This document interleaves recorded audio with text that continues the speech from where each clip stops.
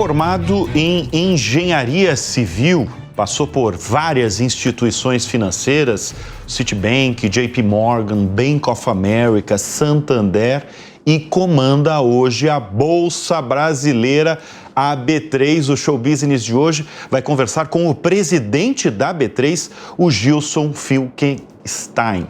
Obrigado pela presença aqui no Show Business, aqui no nosso estúdio, por ter aceitado o nosso convite. Gilson, vou começar falando de concorrência. Muito bem. Porque a gente tem visto grupos aí diferentes se movimentando para montar bolsas concorrentes da B3. Como é que você vê a possibilidade de ter, pela primeira vez, de a B3 enfrentar realmente uma concorrência? Bom, Bruno, primeiro um prazer estar aqui com você, super obrigado pelo convite para a gente bater esse papo aqui sobre mercados financeiros. Vamos começar com concorrência. A verdade é que a gente já tem, a B3 já tem concorrência em muitos mercados e há muitos anos, né? Então esse acho que é o fato de eventualmente aparecer uma infraestrutura no Brasil que vá competir localmente em ações, que é, vamos dizer assim, nosso carro-chefe, é mais do mesmo que a gente já vem vivendo. Então, a B3 já enfrenta concorrência há muitos anos. Por quê? Porque os investidores hoje já conseguem fazer praticamente tudo que se faz aqui no Brasil, seja renda fixa, renda variável, registros de balcão, que a gente chama, no Brasil, em Nova York, em Londres, em Chicago. Então, te dou vários exemplos. Você pode comprar ações brasileiras já hoje nas bolsas de Nova York, você consegue fazer derivativos em Londres, na bolsa de Chicago. Então, para nós não é uma novidade a concorrência. A B3 já trabalha com um desenho de concorrência internacional há muitos anos. E qual é o segredo? O segredo é focar no cliente. Você saber que o seu cliente vai ser mais bem atendido aqui no Brasil. E é isso que a gente pratica no nosso dia a dia. Então, assim, a vinda de uma infraestrutura para ações no Brasil me preocupa sob uma ótica de saber se a gente tem um mercado robusto o suficiente para absorver mais do que uma infraestrutura, porque muitas vezes a gente associa, né? Eficiência significa ter mais concorrência. Mas nesse mercado você tem alguns assuntos técnicos que podem não ser necessariamente tão bem atendidos com mais do que uma infraestrutura. E eu estou remetendo à liquidez, disponibilidade de liquidez, porque o que a gente precisa é cada vez mais volume de negócio. Mais investidor. Mais investidor, mais dinheiro, empresa, mais dinheiro. E se você fragmenta muito esse mercado, você fica com vários polos diferentes e você perde o benefício de ter o grande benefício da Bolsa de ser essa grande avenida ou feira ou shopping, como você queira, que junta os investidores, vários investidores, com os vários emissores. E aí essa liquidez é que é o fator mais importante para o desenvolvimento do mercado. E como é que anda a demanda no Brasil? Já que estamos falando de demanda, que é uma preocupação sua. Não, isso é um bom ponto, Bruno. Muita gente fala assim, o mercado de capitais do Brasil está parado. Isso não é uma verdade. Por quê? Porque muita gente associa o mercado de capitais aos IPOs. Então não teve IPOs, o Brasil não tem IPOs há mais do que 2 anos e meio, então o mercado de capitais está parado. Veja, a gente acabou de vir de uma oferta subsequente da Sabesp aqui em São Paulo, uma operação de 15 bilhões de reais, terceira maior operação do mundo este ano. Várias empresas fizeram captações subsequentes, mas o grande fator que eu atribuo de desenvolvimento nos últimos anos no Brasil, o mercado de capitais, foi o mercado de renda fixa. O mercado de renda fixa multiplicou por 6 nos últimos 12 meses. Então, as empresas hoje emitem dívida, debêntures, CRIs, CRAs, FIAGROS, LCAs no mercado local e se financiam em prazos de 10, 15, 20 anos aqui no Brasil. Então, o mercado de capitais está bastante ativo, só que a gente fica um pouco com essa ressaca de IPOs e fala assim, puxa, então o mercado está parado. O mercado de capitais não está parado e o grande destaque nos últimos anos foi o desenvolvimento do mercado de renda fixa. De renda fixa, né? E os próximos 6 ou 12 meses, Gilson? Essa bola de cristal precisa nos dizer, né? Olha, Bruno, eu vejo assim um pouco mais o horizonte está ficando um pouco mais claro, né? Principalmente nos mercados globais, e eu estou falando de políticas monetárias, né? Então, deixa eu dar dois passos para trás para contextualizar. O mundo viveu mais do que quase 15 anos de juro zero, dinheiro muito barato. Aí veio a pandemia, estímulos monetários muito grandes de todos os países, isso gerou inflação e o juro teve que ser elevado no mundo afora. E isso é muito restritivo. Então, desde 2021, a gente tem todos os bancos centrais subindo os juros e os juros nos mercados globais ficaram em patamares muito altos. Isso drenou liquidez, como a gente já falou. E agora parece que a gente está vivendo um momento em que a inflação está arrefecendo, mundo afora, e tem a perspectiva de que, principalmente na economia americana, o Banco Central americano comece a cortar juros. E isso é muito bom para disponibilizar liquidez para mercados emergentes, como eu falei. Então, eu acho que os próximos 12 meses vão ser melhores por conta desse cenário de redução de taxa de juros fora. No Brasil, a gente precisa fazer o dever de casa. Então, aqui a gente precisa ter um cenário de mais estabilidade, mais previsibilidade, porque o Brasil está indo bem no PIB. O PIB não está tão ruim, mas a gente precisa ter um compromisso fiscal mais forte por parte, né, dos nossos governantes para que o mercado tenha mais confiança, como você falou. Então, se a gente tiver uma estabilidade fiscal, que eu acho que é o ponto mais frágil dessa equação, a gente vai ter um mercado mais forte nos próximos 12 meses. Então, eu estou mais otimista do que eu estava há 6 meses atrás, por conta dessa maior previsibilidade e menos dúvidas quanto a o que vai acontecer globalmente, né? São 5 milhões de CPFs hoje investindo em ações na B3? Hoje são um total de mais ou menos 20 milhões de investidores, sendo que em renda variável... Pessoas físicas ou englobando fundos? Total 20 milhões. Total 20 milhões. Mas assim, institucionais são dezenas de milhares, mas milhões mesmo são pessoas físicas. Mas em renda variável, 5 milhões. Este número, durante 20 anos, ficou parado em 500 mil até 2018. Foi para... O que aconteceu em 2018? A partir de 2019... com um cenário de mais estabilidade, previsibilidade e queda de juros, lembrar que em 2019 a taxa de juros começou a cair em 2018, e a dúvida lá era se ela ia parar em 6, 7, e aí veio a pandemia e a gente foi para 2, né? Algo que a gente nunca imaginou que a nossa geração ia ver. Isso foi o grande, vamos dizer assim, indutor de um aumento muito grande de pessoas físicas na Bolsa em renda variável. Esse número chegou a 5 milhões em 2020, final de 2020, bateu 6 milhões de contas, mais ou menos 5 milhões e 300 mil CPFs, e o curioso, Bruno, é que está estável. Ou seja, apesar do investidor talvez ter diminuído um pouco o portfólio em renda variável, ele continua lá. Isso é muito bom, porque isso é o resultado de que a gente avançou muito em alguns temas vamos dizer assim, importantes para o mercado de capitais, que são educação financeira, tecnologia, porque o acesso hoje é mais fácil, então aquilo que era um produto de classe, né, de private bank, restrito a investidores muito ricos, hoje é muito fácil você acessar a Bolsa com um aplicativo, com sua conta digital, celular, né? Celular, com taxas muito baratas, né, muito barato, né, não tem tarifas envolvidas nesse processo de investimento. Então, essa combinação de arquitetura aberta, né, as corretoras que fizeram um excelente trabalho de democratizar o acesso via tecnologia e educação financeira, transformaram o mercado de capitais. Mas você está falando de educação financeira, a gente vive num país que tem um oceano de exploração mesmo da educação financeira, porque se você for aí no Brasilzão, ainda as pessoas não têm noção em relação a... Não tem, na verdade, uma educação financeira, né?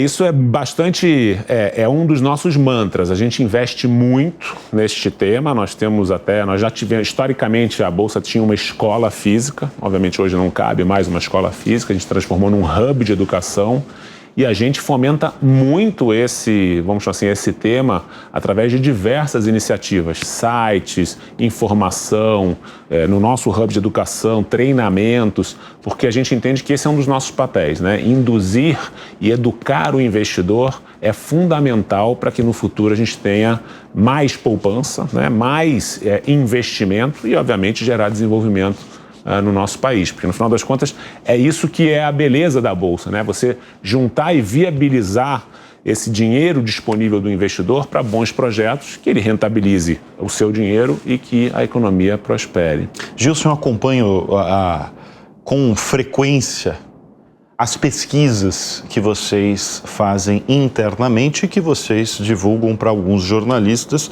e toda vez que vocês publicam, eu gosto de ver, porque a gente vai vendo a transformação no perfil de quem investe no Brasil. Você, como presidente da B3, deve olhar com lupa esses estudos. É sempre bom ver essas pesquisas, porque você sempre acha uma coisa curiosa, né? Uma novidade, né? Exato. Não. Mas eu estou do outro lado do balcão, né? Eu estou como jornalista, como apresentador de programas de negócio. Eu quero ver do outro lado, você como presidente aí da B3. Falando assim, desde que você está na B3, qual que foi a grande transformação no perfil de quem investe no Brasil? Bruno, é excelente você provocar isso, porque a gente viu a queda no volume inicial de investimento, que antes era dezenas de milhares de reais, 10 mil reais, 20 mil reais do investidor inicial, para hoje ser, até tem uma diferença, mas assim, a ordem de grandeza de 100 reais. Não, eu lembro de estudos de vocês que era 40 reais, isso, gente então, entrando com investimento 40 inicial reais. de 40 reais, 50 reais. Essa foi a grande transformação dos últimos anos, ou seja... As pessoas experimentando, As pessoas estão testando, experimentando, vendo que este produto é acessível. Então, ela pode comprar uma ação de uma empresa, ela pode comprar um fundo imobiliário, e eu percebo isso no dia a dia. Você vê gente discutindo investimento na academia, você vê gente falando sobre oportunidades, produto que paga todo mês o dividendo, o resultado da empresa. Isso é muito bom. Isso é muito bom. A pessoa vai se educando, vai estudando sobre as empresas, estudando sobre os produtos, vindo de um legado de juro real muito elevado, onde no passado a gente só tinha o open market, né? Não é nem da sua época. Eu estava começando no mercado nos anos 90, só tinha um investimento de 2 dias, que era o open market, era a taxa de juros, uma inflação fora de controle. Então, eu acho que agora a gente chega num momento do ciclo que os produtos estão todos disponíveis para você começar a investir num valor baixo, acessível através do seu banco. Eu acho que essa foi a grande transformação dessas pesquisas. Você vê cada vez mais gente abrindo suas contas, experimentando, diversificando, que é um grande segredo desse processo de investimento. Gente de variadas regiões do país, né? Variadas regiões, investindo cada vez mais cedo, Bruno, que é muito legal. Então, antigamente, a Bolsa era associada a pessoas acima de 45 anos. E a Bolsa era uma coisa para rico também, né? Exato, então. Era coisa para rico. Só quem tinha muito dinheiro que investia em bolsa. Olha, você precisa ter no mínimo 20, 30 mil reais para começar a investir em bolsa. Então, o que acontecia? Você tinha investidores praticamente 80% acima de 45 anos, com volumes de dezenas de milhares de reais investidos. Hoje, você já tem mais da metade dos investidores jovens, com menos de 40 anos, começando a investir cada vez mais na faixa ali perto dos 25 anos. Então, isso é muito legal, porque essa é a cultura que vai fazer essa pessoa pensar no futuro, se aposentar melhor, ter disciplina financeira. Então, essa foi a grande transformação que a gente ainda vive todo dia, porque a gente também está ainda neste processo de cada vez mais trazer alternativa de investimento, produtos mais sofisticados, enfim, tudo isso tem que estar. A gente está correndo atrás do que os mercados globais onde os mercados globais já estão, né? São quantas empresas listadas na B3? Um pouco mais de 400, né? Pouco? É pouco. Assim. Eu até acho que é justo mencionar que a gente tem no Brasil, já teve no Brasil, muito mais, se você considerar que várias das empresas que hoje lá estão são frutos de fusões entre empresas. A própria B3 já foi já fomos em algum momento 3 empresas listadas. A BMF, a Bovespa e a CETIP, que hoje formam a B3, que é uma empresa listada, grande, valor de mercado mais de 60 bi, né? Temos, enfim, a representatividade grande na Bolsa. Mas, então, se eu considerar essas fusões, talvez a gente possa considerar que já foram quase 800 empresas e hoje são 400. O grande desafio que a gente precisa no tempo é fazer assim, como é que a gente atrai empresas menores para se listar e poder acessar o mercado de capitais. Elas devem começar provavelmente através dos mercados de dívida, mas eu acho que a gente, para ter este desenho onde empresas médias consigam vir à Bolsa, a gente precisa ter uma taxa de juros real mais baixa.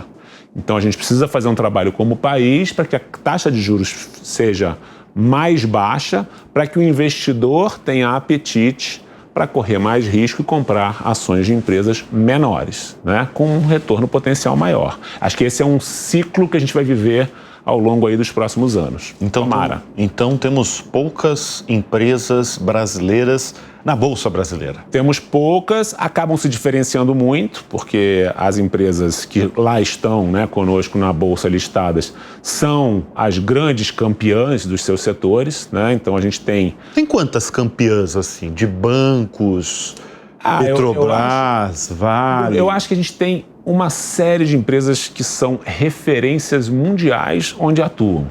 Seja em referência de varejo de automóveis, de aluguel de automóveis, metalurgia, mineração, celulose, commodities, bancos.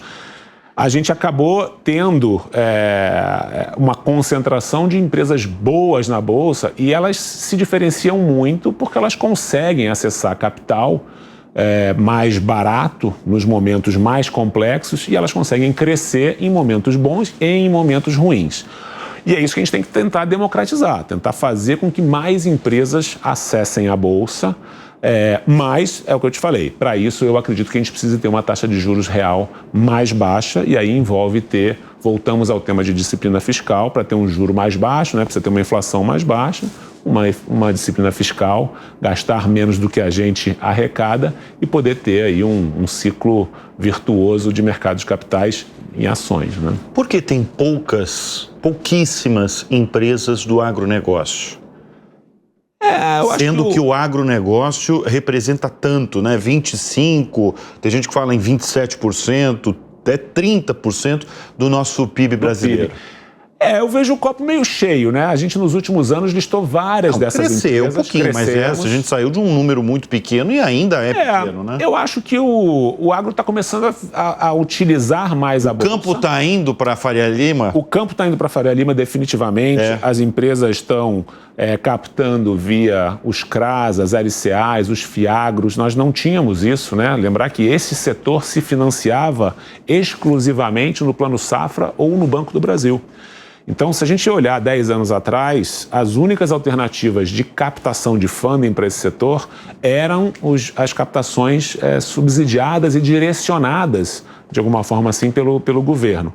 Hoje, você tem uma série de produtos que fazem com que essas empresas consigam acessar capital, complementar esse capital que está lá dos bancos. Então, você tem as LCAs, os CRAs, os FIAGROS, as próprias debêntures emitidas por várias empresas do agro, além das empresas do agro que abriram capital, né? Então você teve, eu lembro ali de pelo menos 5, 6 empresas que acessaram o mercado, algumas já acessaram novamente captações subsequentes para crescer e para adquirir outros concorrentes. Então acho que o campo está chegando mais perto da Faria Lima, o que é bom. O que é muito bom, até porque é o que você falou, é o setor que é o destaque nacional nos últimos anos e que tem a representatividade aí de 1/4 do PIB nacional. Bom, ao longo desse programa a gente pegou algumas pessoas para fazer. Não é todo dia que você tem a oportunidade de falar diretamente com a liderança máxima da Bolsa Brasileira e a gente tem a primeira pergunta externa. Não sou eu fazendo essa pergunta. Boa. A gente tem uma pergunta aí para o Gilson. Oi, meu nome é Arthur e eu queria saber se day trade é para qualquer pessoa. Bom, Day trade é para qualquer pessoa, Gilson? Olha, eu acho que o day trade ele é uma atividade para investidores mais... Vamos explicar para o nosso espectador que talvez não conheça, porque para o mercado financeiro, evidentemente, todo mundo sabe, mas day trade é o quê?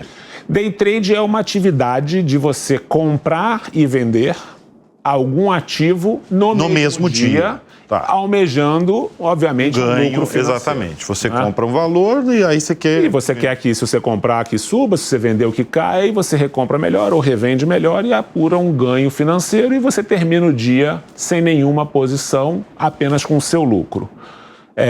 Então, vamos lá, Arthur, eu acho que o day trade exige um nível de conhecimento de mercados e um acompanhamento que faz com que ele não seja uma atividade que eu recomende para todas as pessoas. Nada impede de qualquer pessoa praticar um day trade. Comprei um ativo que eu achei que estava barato, ele subiu muito no dia, vou vender. ou quero atuar. Mas ele exige um nível de dedicação, conhecimento e acompanhamento de mercado que é para um investidor mais profissional ou mais que tenha no mínimo tempo para acompanhar, analisar, estudar o ativo, se ele vai atuar trabalhando no day trade de uma ação, de uma moeda, de um índice. Então, isso faz com que eu acredite que não é para qualquer investidor que deva se iludir de que pode ganhar dinheiro ou viver apenas de day trade. Agora, nada impede de que todo mundo experimente e fale, puxa, será que eu tenho aptidão para isso? Desde que você tenha disciplina financeira e cuidado, você pode atuar no day trade. Você é um day trade? Eu não posso, porque a gente tem restrições você não pode. De compra de ações, permanência, então eu nem posso. Mas qual que é o seu perfil de investidor? Você é aquele cara mais super conservador, é arrojado, é agressivo? Eu diria que eu sou arrojado para agressivo e eu diversifico bastante. Eu acho que a maior parte da minha carteira é em renda fixa. A gente tem, como eu falei, um juro real elevado, diversas alternativas de investimento vamos chamar assim, na área da renda fixa, principalmente agora as debêntures incentivadas, crédito privado, que é uma área que proporciona bons retornos, que eu chamo com as empresas high grade brasileiras, né? As empresas de nível de investimento que emitem dívida, então você consegue comprar bons ativos, normalmente indexados à inflação, à IPCA, então eu gosto muito desses ativos. Do IPCA, indexado ao IPCA. Isso, debêntures indexadas à IPCA ou fundos de debêntures, né? Você escolher um gestor que compre isso para você. Então, e eu também sou acionista da B3, principalmente, e gosto bastante do mercado de renda variável. Por quê? Porque o mercado de renda variável, ele é um mercado que ele normalmente é assim, ele dá muita oportunidade para o investidor que é paciente. Existe até um desses gurus, né, que acho que foi o Buffett que falou, que o mercado de renda variável é o mercado dos pacientes contra impacientes. Isso. Então, quem tem paciência, clássica, quem estuda o mercado, quem conhece as empresas, vê a oportunidade de comprar barato, não significa que você vai comprar no ponto mínimo. E você tem que ter apetite para você comprar, digamos, a 10, ver a ação cair para 5 e saber que 10 já era barato, 5 é mais barato ainda, e que você, sabendo o que está fazendo, saber também diversificar se você está com. Então, eu também gosto do mercado de renda variável e também sou um grande acionista da B3.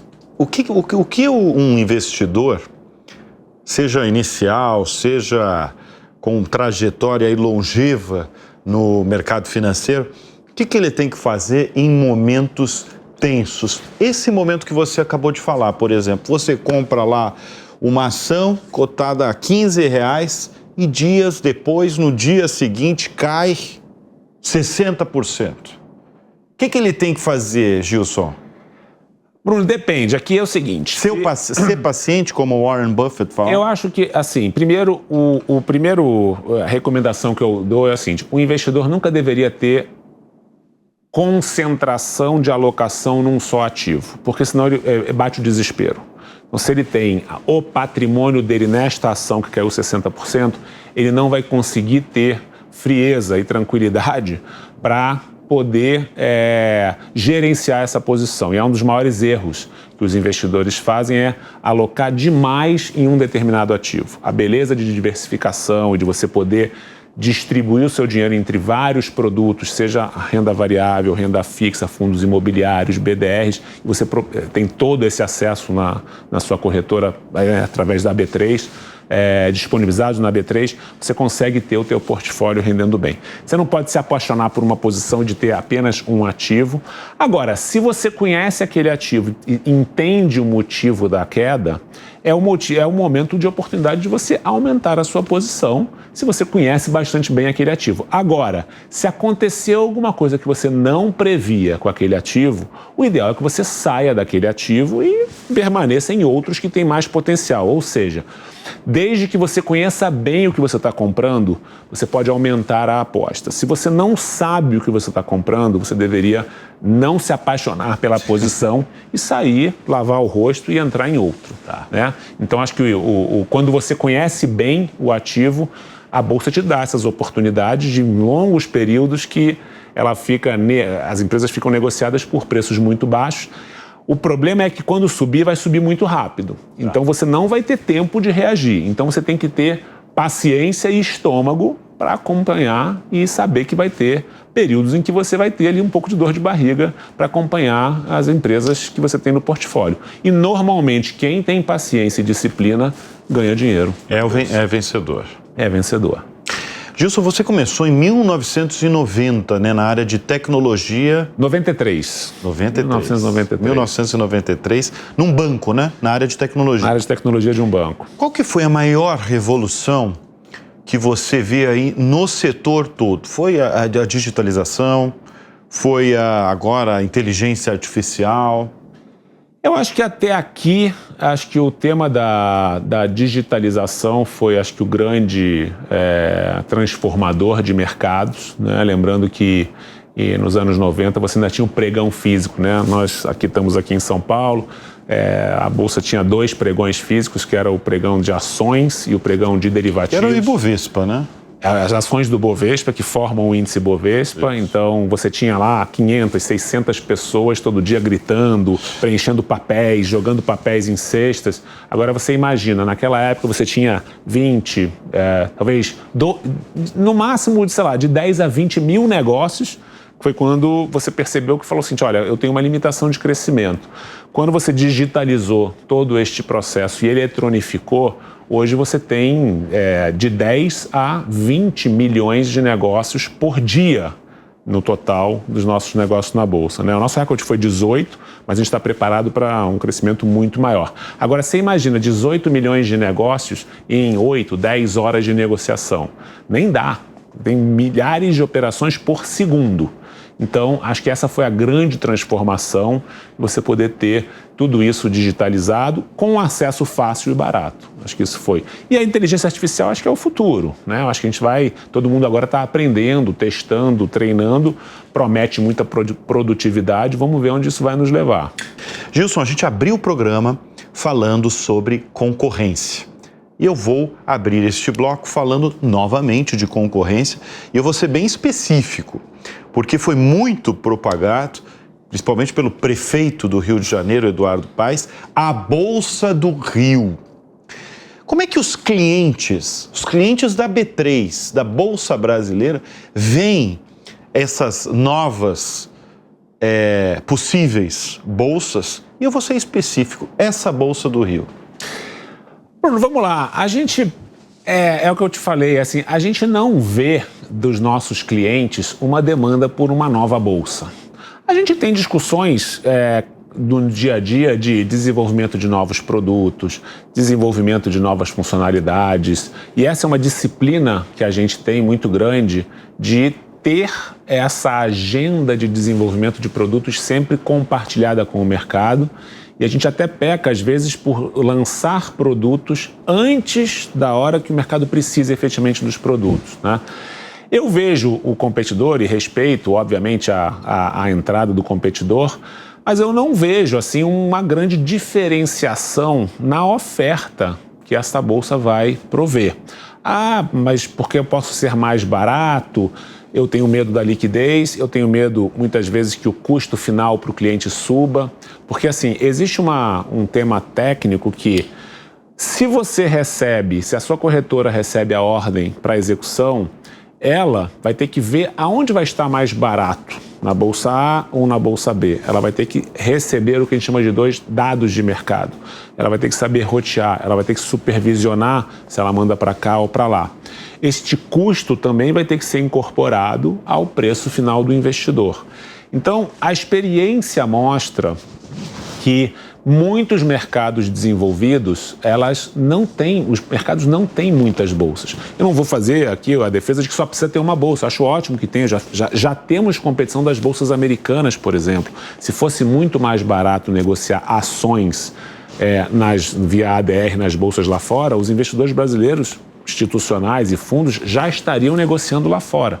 E a gente tem a maior parte do volume negociado aqui. Então, eu acho que são mitos de que mais competição vai trazer mais eficiência. Em alguns setores, essa equação ela não é necessariamente uma verdade. Você acha que se você tiver 20 bolsas no Brasil, você vai ter mais eficiência? Eu tenho certeza que vai ser muito ineficiente. Aí vem alguns argumentos como, mas nos Estados Unidos tem 10 bolsas, 12 bolsas. Pois é. O mercado americano não dá para comparar 140 vezes maior que o brasileiro. 140. O que está em bolsa, fora o que é internalizado, que é uma prática que não é permitida no Brasil, dada a pequena liquidez.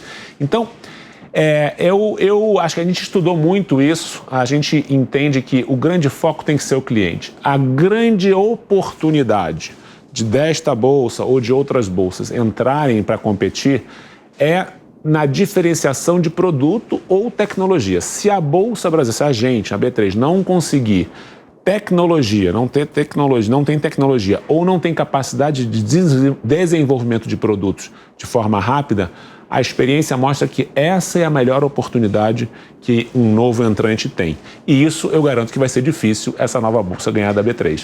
Nós conversamos neste programa com o presidente da B3, a Bolsa Brasileira, o Gilson Finkelstein. Obrigado pela presença aqui. É isso, valeu, super obrigado. No Show Business.